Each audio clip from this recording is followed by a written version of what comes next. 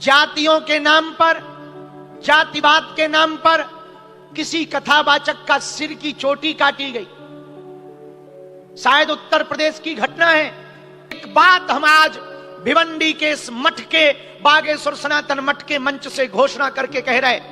और जैसे कि ब्राह्मणों ने बुलाया तो पहले ही उनको जाति के बारे में कंफर्म हो जाना चाहिए कि ये वक्ता किस जाति के हैं। तो पहले क्यों नहीं उन्होंने पक्का किया, बाद में एक दिन में कैसे उनको पता चल गया? तो इससे लगता है कि उनको पहले से पता ही था और वो जानबूझ के घटना करने के लिए उनको बुलाए थे और बुला करके बाद में एक दिन के बाद ही उन्होंने ये कर दिया। पूरा पता लगा लिया है। इसने 2 आधार कार्ड बनवाए, एक यादव का था, एक अग्निहोत्री का था। इस प्रकार यदि यादव बनकर कथा करता था, हमें स्वीकार्य था, पर छलवा किया इसने, ये तो कारनेम जैसा हो गया। हम तो इसका प्रचार करते हैं, तिलक रखो और चोटी रखो, कलावा बांधो, कंठी पहनो, इसका हम प्रचार करते हैं। रही बात दूसरी कि जो लोग जातियों के लिए, मैंने तो देखा कि एक गांव में घटना घटी और उसमें बड़े बड़े देश के बड़े नामचीन नेता आकर बयान दे रहे हैं। अब इनके मन में आया ऐसे हम भी ठाकुर सेवा करेंगे। देखने से, सुनने से हमारे हृदय में प्रभाव पड़ता है। देश के हिंदुओं, कान खोलकर सुनो, हम 25 दिन तक बाहर रहे, हमें ज्यादा समय नहीं मिल पाया, लेकिन हमको खबरें मिली आज आकर। कई जगह पर जातियों के नाम पर, जातिवाद के नाम पर किसी कथावाचक का सिर की चोटी काटी गई। शायद उत्तर प्रदेश की घटना है। उस पर राजनेता अपनी रोटी सेक रहे, जातिवाद को बढ़ावा दे रहे। एक बात हम आज भिवंडी के इस मठ के, बागेश्वर सनातन मठ के मंच से घोषणा करके कह रहे, जातियों की राजनीति करोगे तो देश का बंटाधार हो जाएगा। देश को विश्व गुरु बनाना है, देश को न्यूजीलैंड, ऑस्ट्रेलिया और अमेरिका जैसा बनाना है, तो जातियों से उठकर अब भैया कास्टिज्म के ऊपर नहीं, राष्ट्रजम के ऊपर खेल खेलना पड़ेगा। कास्टवाद से ऊपर उठकर राष्ट्रवाद पर जीना पड़ेगा। हां, यह बात सही है कि किसी का सिर नहीं मुड़ाना चाहिए, चोटी नहीं काटनी चाहिए। जिन्होंने भी यह कार्य किया, ठीक नहीं किया। हम जातिवाद के पक्ष में नहीं हैं, चाहे वो कोई भी हो, लेकिन जाति बदल करके आपको दूसरी जातियों के नाम का सहारा लेकर भगवान की कथा कहने के लिए भगवान के साथ फ्रॉडगिरी भी नहीं करनी चाहिए। जिन्होंने भी चोटियां काटी, सुनो, आपको न्यायपालिका नहीं बनना चाहिए। भारत में दंड देने का विधान न्यायपालिका को है। यदि कोई गलत कर रहा, फ्रॉड कर रहा, अपने नाम के 2-2 आधार कार्ड बनाए हैं, पुलिस को बताओ, उसका फ्रॉड पकड़ा जाए, वो जेल जाएगा। किसी को दंड नहीं देना चाहिए और जातिवाद के नाम पर नहीं देना चाहिए। लेकिन उस कहानी में बहुत स्टोरी निकल कर आई, बाद में तरह तरह की बातें निकल कर आई। सत्य और असत्य तो बजरंगबली जाने, पर हम राजनेताओं से जरूर कहेंगे, भैया देश को बर्बाद मत कर दो, देश को खोखला मत कर दो। हम तो विदेशों में देखकर आए, वहां सबसे पहले अपने देश के लिए जीते हैं। जो देश के लिए जिए वही इंसान है, वरना मरा हुआ मुर्दा है। भारत को बचाने के लिए जातियों से ऊपर उठना पड़ेगा। भारत को बचाने के लिए हिंदुओं, क्षेत्रवाद से ऊपर उठना पड़ेगा। हमने कहीं कहीं खबर सुनी, भाषा के नाम पर राजनीति हो रही, भाषा के नाम पर लोगों को प्रताड़ित किया जा रहा। एक बात कान खोलकर हमारी वीडियो के माध्यम से सुन लो, तुम्हारी जाति अलग हो सकती, तुम्हारी भाषा अलग हो सकती, हमारी जाति अलग हो सकती, हमारी भाषा अलग हो सकती, हमारा क्षेत्र अलग हो सकता, हमारा प्रदेश अलग हो सकता, पर देश तो एक है। तिरंगा तो सबका एक है, बोलो हां या ना।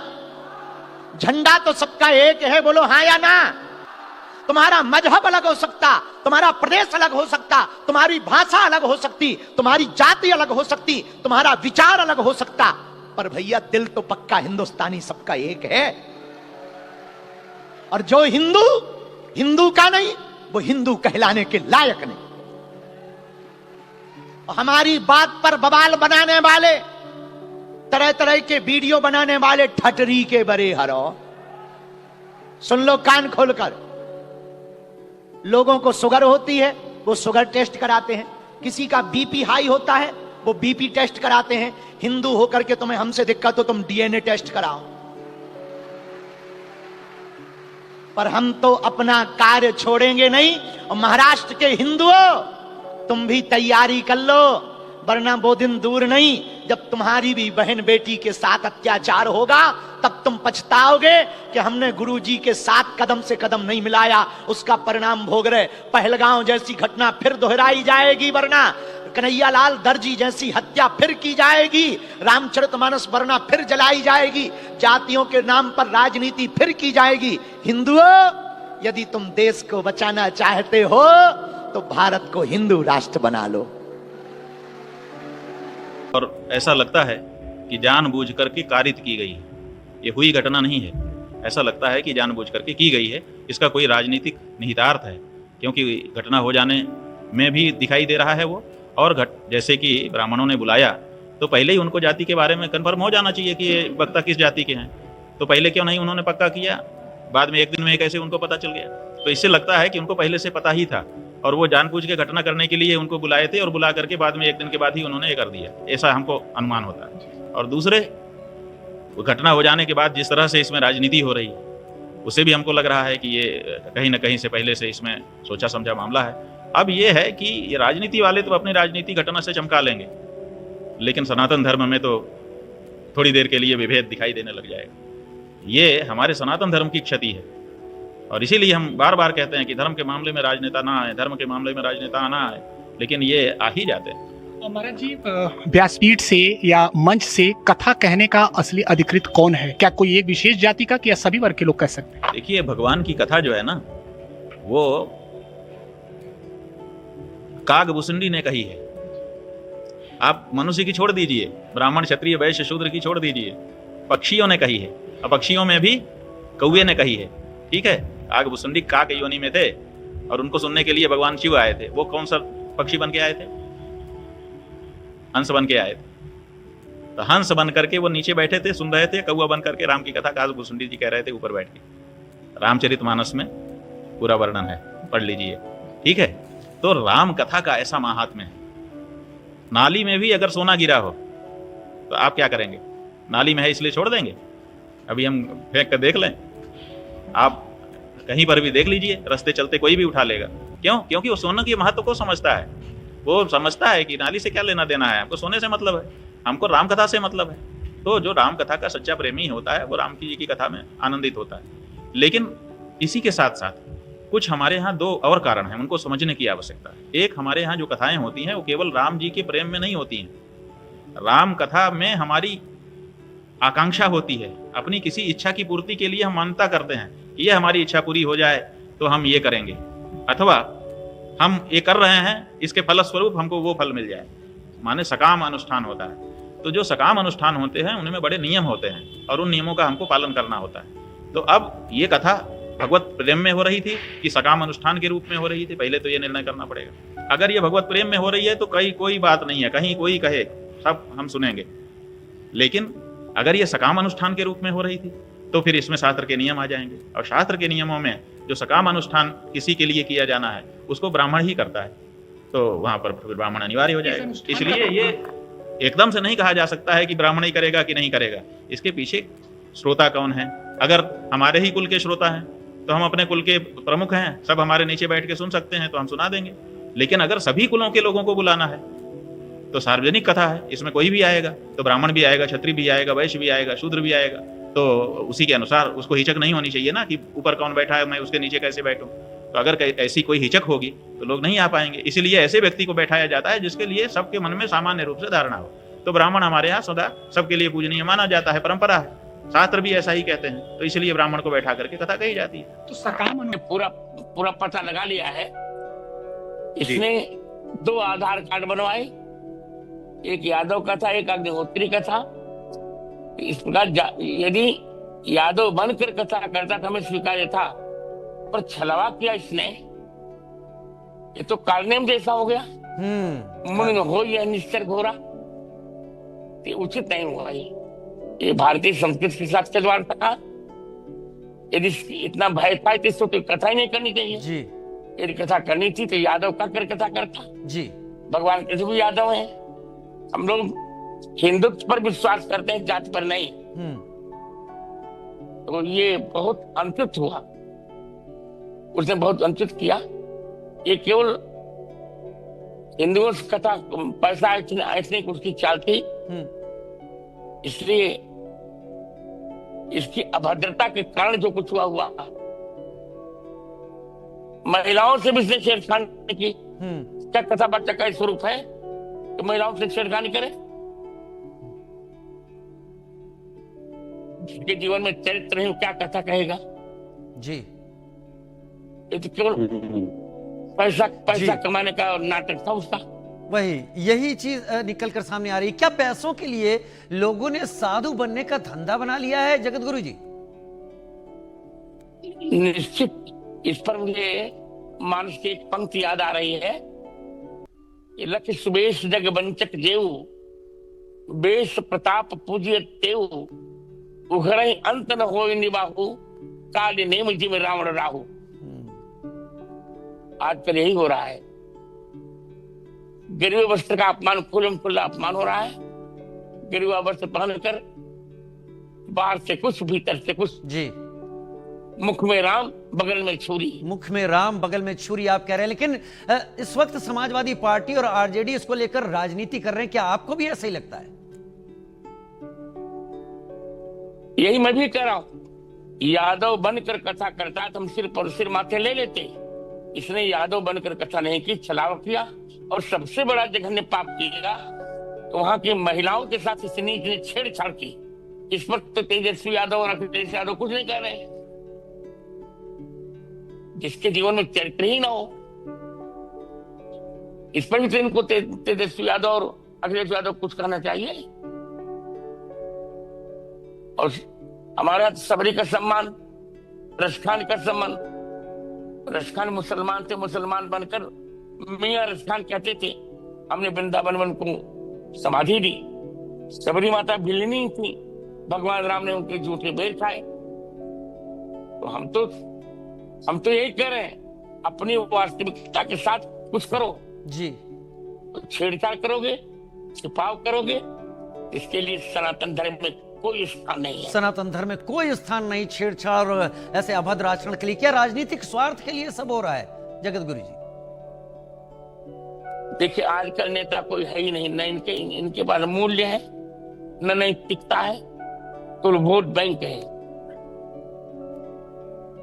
मुझे तो पूरा पता लगाकर मैं विश्वस्ती से कह रहा हूं, जो कुछ हुआ इसमें पूरी इसकी गलती थी। इसको कठोरतम दंड मिलना चाहिए। मैं यही कह रहा हूँ। सारे पत्रकारों का ये मैसेज आया मुझे, बहुत सारे चैनल से मुझे बुलाया गया, और मैं जातिगत बातों पर, मैं जातियों में नहीं बंधना चाहता। मैं सनातन कार्य के लिए कार्य कर रहा हूं। मैं सभी सनातनियों को जोड़ना चाहता हूं। रही बात चोटी काटने की, गलत है। किसी के भी साथ दुर्व्यवहार नहीं करना चाहिए। कोई भी किसी भी प्रकार का दुर्व्यवहार करता है वो ठीक नहीं।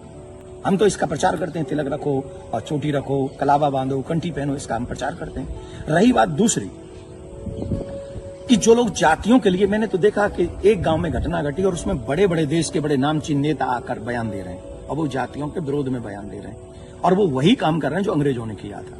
मैं ये जानना चाहूंगा, अभी आप लोगों ने भी सुना होगा, मथुरा में एक कांड हुआ था। एक टेम्पो वाला पकड़ा गया था और उसने 23 लड़कियों के साथ दुर्व्यवहार किया था। उनकी वीडियो, उनकी पिक्चर्स, उनके सब है, और वो हर जाति के थे। वो बच्चियां जो थी वो हर जाति की थी। तब कहां चले गए ये सारे मर्द? क्या एक पुरुष का मान सम्मान स्त्री के मान सम्मान से ज्यादा है? हम स्त्री के मान सम्मान के लिए क्यों नहीं खड़े हुए? इसका मतलब ये नहीं मैं कह रहा हूं कि पुरुष का अपमान हो जाए तो हो जाए। अपमान किसी का नहीं होना चाहिए। जब लोग मूत्र जिहाद करते हैं, लव जिहाद करते हैं, थूक जिहाद करते हैं, तो वो जब थूकते हैं ना भोजन में, तो इसलिए नहीं थूकते कि ब्राह्मण पंडित जी जय लेंगे। उसमें सब आते हैं, पंडित जी भी आते हैं, यादव जी भी आते हैं, सिंह साहब भी आते हैं, अग्रवाल जी भी आते हैं, चौधरी साहब भी आते हैं, लिमका भी आते हैं, ढिमका भी आते हैं, सब आते हैं। वो सबके लिए थूकते हैं, वो सबके लिए मूतते हैं, वो सबकी बहन बेटियों पे नजर रखते हैं। तब क्यों नहीं बोलते हम और आप सभी? बताइए, मैं जानना चाहता हूं। ये जितने भी लोग आज विवाद कर रहे हैं, ईमानदारी से बताइए, भगवान श्री राम किस लिए आए थे? वो तो क्षत्रिय थे।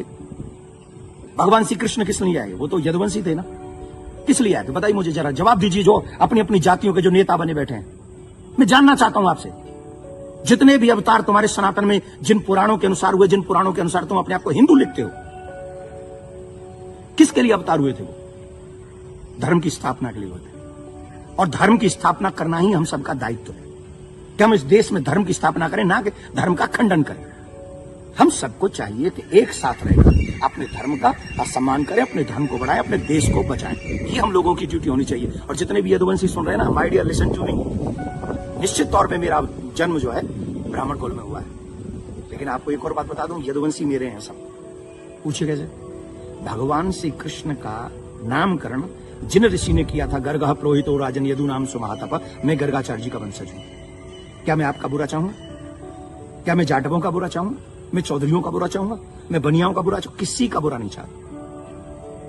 मैं आप सबका भला चाहता हूं और इस देश का भला चाहता हूं। अगर आपको ईमानदारी से अपने इष्ट में निष्ठा है, राम में, कृष्ण में, परशुराम में, हनुमान में, देवी में, देवता में, तो आप शास्त्रों के बताए हुए मार्ग पर चलिए और धर्म का पालन कीजिए और उन विधर्मियों से लड़ने के लिए तैयार हो जाइए जो हमारे देश में जाति का जहर घोलकर, कई बड़े बड़े नेता हैं जाति के नाम पे कूद पड़े, बस चुनाव की सभाओं में बोल रहे हैं, चुनाव की एक कथा, अरे तुम्हारे इस नाम पे वोट लोगे? लेकिन महाराज जी, सवाल ये आ रहा है कि ब्राह्मणों के अलावा और कोई समाज का व्यक्ति कथा कर सकता है कि नहीं कर सकता? क्यों नहीं कर सकता भाई? कथा प्रवचन कहीं भी करे। हम अपने बच्चों को कहानियां सुनाते, कथा सुनाते हैं, क्या बुराई है? हर एक जाति के व्यक्ति, मम्मी पापा दादी दादा नानी नाना तो अपनी जाति के होंगे ना, कहानी सुनाए, कथा सुनाए, कोई बुराई नहीं है। लेकिन व्यासपीठ पर बैठ के सप्ताह करना, देखिए उसकी विधा, हम शास्त्रों की बात करेंगे, यहां मैं अपनी बात नहीं करूंगा। मैं ब्राह्मण कुल में मेरा जन्म हुआ है, लेकिन कितने ऐसे कार्य हैं जो मैं खुद नहीं करता। जैसे यज्ञ कराना मैं नहीं करता, क्योंकि उसमें मेरी नॉलेज नहीं है। वो विवाह कराना वो मैं कार्य नहीं करता। अंतिम संस्कार में भी जो 16 संस्कारों में से एक है, मैं वो नहीं करता। जो चीज मेरे हाथ में नहीं है वो मैं नहीं कर सकता, और जो मेरे हाथ में है वो मैं कर सकता हूं। जब हम भागवत करते हैं, एक अनुष्ठान करते हैं, अनुष्ठान को अनुष्ठान रहने दीजिए। सत्संग, प्रवचन, रामायण इत्यादि हम सब करें, कौन रोकने वाला है? और कितने ऐसे लोग हैं जो ब्राह्मण नहीं, वो भी कथा कर रहे हैं। हमारे यहाँ तो मुस्लिम भी राम कथा करके गए हैं और हमने उनको स्वीकार किया। रसखान को हमने स्वीकार किया है, रसखान के पद हम लोग गाते हैं। तो इसमें जाति के चक्कर मत पड़िए, जाति बंधन मत फैलाइए। मैं हाथ जोड़ के प्रार्थना करता हूँ, आइए हम सब एक हों, सनातन देश और धर्म और आने वाली पीढ़ी को बचाएं, यही हमारा दायित्व है। जय श्री राम। लेकिन महाराज जी, एक सवाल और कि उनपे आरोप लग रहा है कि छेड़छाड़ की उस घटना में शामिल पाई गई। देखिए, न तो ये काम देवकी नंदन का है और न काम ये अखिलेश जी का और तेज प्रताप जी का है। जो चीजें हुई हैं, अब कह रहे हैं कि 2 आधार कार्ड मिले हैं, कोई कह रहा है उनको छेड़खानी हुई है, जो कोई कह रहा है उनकी चोटी काटी, उनका अपमान किया गया। तो इसके लिए संविधान है, इसके लिए प्रशासन है, हमें बांटना नहीं है। प्रशासन अपना काम करे, जहां जो जिसकी गलती हो उसे सजा दे। पंडित जी की गलती है तो पंडित जी को सजा दे, यादव जी की गलती है तो यादव जी को सजा दे। लेकिन जो बड़े बड़े लोग हैं, जो बड़े बड़े पदों पर बैठे हैं, उन लोगों को जातिवाद फैलाकर समाज को लड़ाना नहीं चाहिए, ये अच्छी बात नहीं। धन्यवाद। महात्मा जन आते रहते थे और महात्माओं का कार्य ही होता है निरंतर अपने प्रभु की सेवा और सुमिरन में मगन रहना। सेवा सुमिरन ये बहुत बड़ी सामर्थ्य है। अगर हम हर समय सेवा और सुमिरन में रहें तो कभी कोई माया प्रपंच हमें परास्त नहीं कर सकता। जहां हम सेवा सुमिरन से अलग हुए वहीं माया का प्रभाव पड़ता है। भगवान का शालिग्राम स्वरूप उनके पास था, वो भाव से सेवा कर रहे थे और नवीन अवस्था की कोमल हृदय वाली ये दोनों सखियां देख रही थी। इनके मन में आया ऐसे हम भी ठाकुर सेवा करेंगे। देखने से, सुनने से हमारे हृदय में प्रभाव पड़ता है। गंदी बातें देखेंगे, गंदी बातें सुनेंगे, उसी का चिंतन होगा, हृदय गंदे आचरणों की प्रेरणा वाला बन जाएगा। अगर हम भागवतिक बातें सुनेंगे, भागवतिक दर्शन करेंगे तो भागवतिक चिंतन होगा, हृदय भागवतिक प्रेरणा वाला बन जाएगा। कई दिन संत भगवान रुके, रोज सेवा कीर्तन कथा, सरल हृदया। उन दोनों सखियों में बात आई कि चल करके संत भगवान से कहते हमको भी ठाकुर जी दीजिए। दोनों ने चरण पकड़कर प्रार्थना की, गुरुदेव हमारे हृदय में भी इच्छा हो रही कि हमें ठाकुर सेवा मिले। अब दोनों बच्चे ही थे। संत भगवान ने विचार किया सेवा पद्धति में बहुत सावधानी की आवश्यकता होती है। अभी ये बच्चे हैं, कहीं सेवा अपराध न बन जाए। सेवा अपराध भी होता है।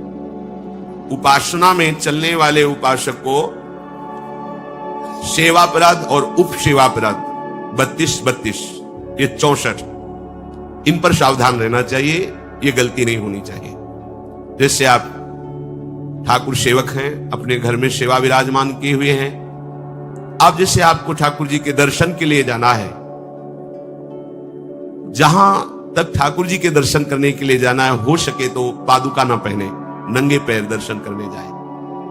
यदि आप में ऐसी सामर्थ्य नहीं है किसी कारण से, तो सीढ़ियों में पादुका नहीं पहनना चाहिए। जहां से मंदिर की सीढ़ियां हैं, पादुका उतार कर माथा रखकर सीढ़ी में फिर चढ़ना चाहिए। खड़ाओं या पादुका पहन करके श्री विग्रह के दर्शन करने के लिए जाने में फिर अपराध लगता है। अरे अपने मालिक के दर्शन करने जा रहे हैं, स्वामी के दर्शन करने जा रहे हैं, प्रभु के दर्शन करने जा रहे हैं, तो अपनी कुटिया से और मंदिर तक नंगे पैर जाना चाहिए। ये भावना रखनी चाहिए। भरत जी जा रहे हैं प्रभु के दर्शन करने के लिए, अयोध्या से पैदल ही चले थे, तो सुकुमार चरणारविंद तो बड़े बड़े फफोके छाले पड़ गए थे। वशिष्ठ जी ने देखा, सबने मिलकर भरत जी से कहा पालकी पे बैठ जाइए। उन्होंने कहा हाँ, मेरे प्रभु यहां नंगे पैर चले हैं और मैं पालकी पे बैठ जाऊं? उचित तो यह है कि अपने प्रभु के दर्शन के लिए मैं जा रहा हूं, तो जहां जहां प्रभु के चरण पड़े वहां मेरा शीश पड़े, अर्थात सिर भर जाऊं। उचित असमोरा सबते सेवक धर्म कठोरा, यहां मैं सर के बल चल के जाऊं, पर असमर्थ हो। तो आप कह रहे हैं पैर में छाले पड़ गए, आप सवारी में बैठ जाइए, ऐसा नहीं हो सकता। तो अपने प्रभु के दर्शन करने के लिए जब जाए, तो हो सके सामर्थ्य हो तो पादुका न पहने, कोई खड़ाऊं चप्पल जूता आदि ना पहने। अगर पहने तो बस सीढ़ी तक ही पहन कर जाए, ऊपर सीढ़ियों की नहीं।